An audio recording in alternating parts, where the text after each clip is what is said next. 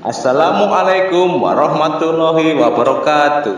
Kita kembali lagi melanjutkan kisah tentang Nabi Muhammad Shallallahu Alaihi Wasallam. Wahai adik-adik, mari kita kembali ke kisah Nabi Muhammad Shallallahu Alaihi Wasallam.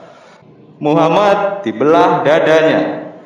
Suatu hari, Muhammad didatangi Jibril alaihi salam ketika sedang bermain bersama anak-anak lainnya. Jibril memegang dan membaringkannya, lalu membelah dadanya dan mengeluarkan segumpal darah seraya berkata, "Ini bagian syaitan darimu." Kemudian Jibril mencuci jantungnya dalam sebuah wadah dari emas yang terisi air Zam-Zam.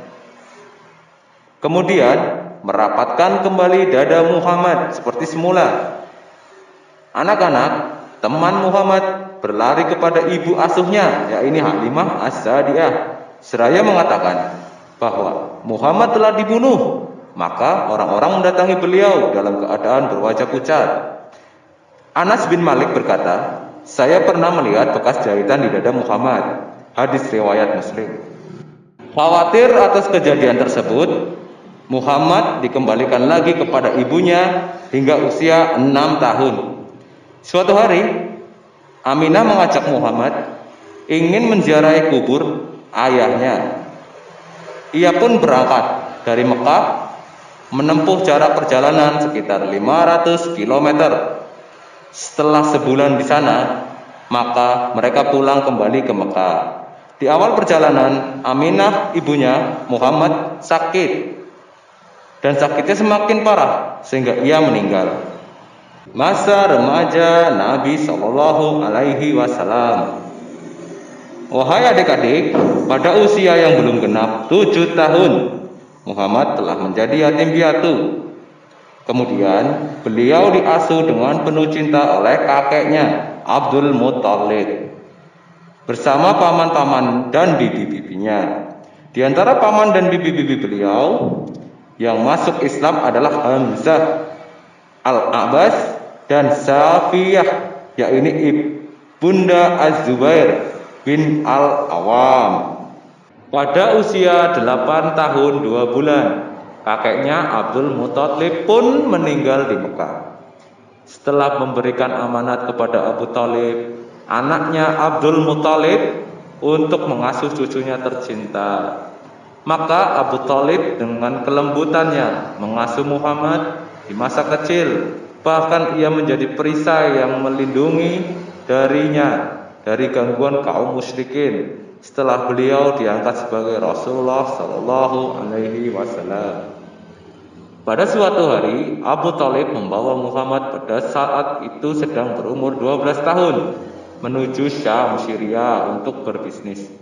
Di sanalah seorang rahib ahli ibadah dari kaum Nasrani bernama Buhairah memegang tangan Muhammad seraya berkata, "Ini penghulu sekalian alam dan utusan Rob seluruh alam, dan ia akan diutus sebagai rahmat bagi seluruh alam."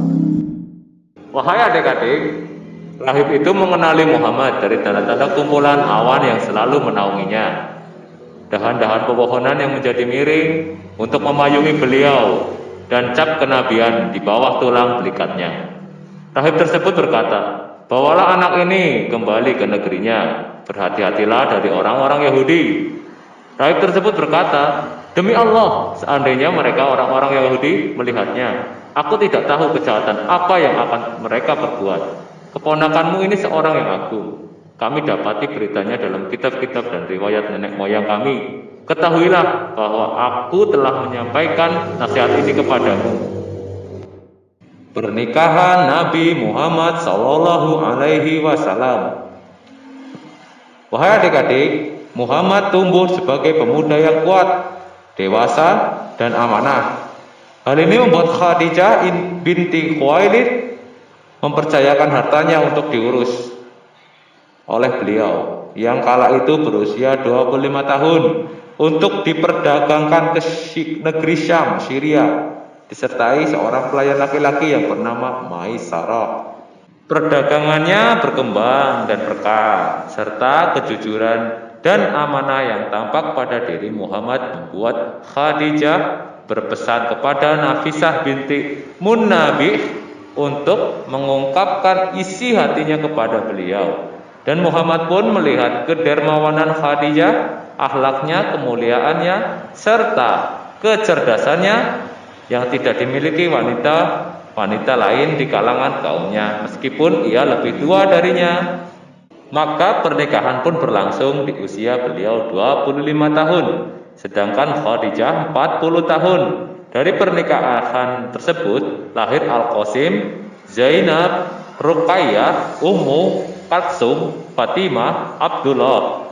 Semua anak laki-laki beliau termasuk Ibrahim dari Maryah Al-Qibtiyah meninggal di usia masih kecil. Adapun putri-putrinya meninggal setelah dewasa di saat Nabi Shallallahu Alaihi Wasallam masih hidup, kecuali Fatimah. Wahai adik-adik, kehidupan sebagai suami istri pun berjalan dan selama berumah tangga. Dengan Khadijah, beliau tidak menikahi wanita lain hingga Khadijah wafat. Semua istri beliau, termasuk istri pertamanya adalah janda, kecuali Aisyah binti Abu Bakar As-Siddiq.